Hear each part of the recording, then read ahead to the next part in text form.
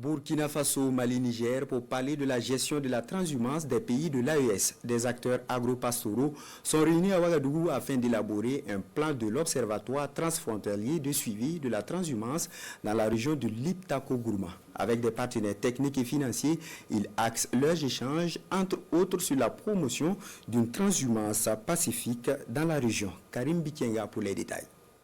Les acteurs du secteur agro-pastoral en pleine concertation pour la validation du plan de l'Observatoire transfrontalier, un plan pour le suivi de la transhumance dans la région du Liptako-Gourma.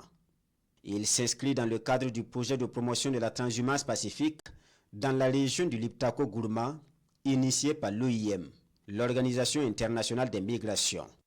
Il était important donc d'essayer de regrouper les acteurs pour mettre en place cet observatoire qui a un double enjeu.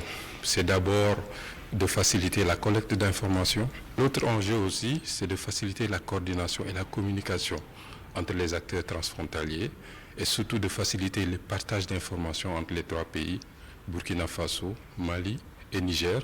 Parmi les partenaires de l'OIM, il y a la FAO, l'Organisation des Nations Unies pour l'alimentation et l'agriculture. Pour ces organisations, le pastoralisme constitue un secteur crucial pour l'économie et la sécurité alimentaire.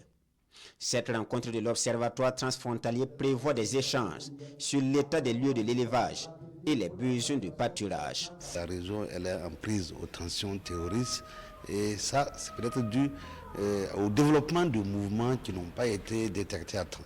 Alors l'Observatoire aura pour rôle de détecter précocement tous les risques qui peuvent déboucher sur des conflits. Cet atelier est précédé de plusieurs autres. Le processus a permis la mise en place d'un réseau de jeunes et de femmes pour la promotion de la transhumance pacifique. Le plan ici en validation va servir de guide dans l'exécution de la mission de pacification assignée au réseau.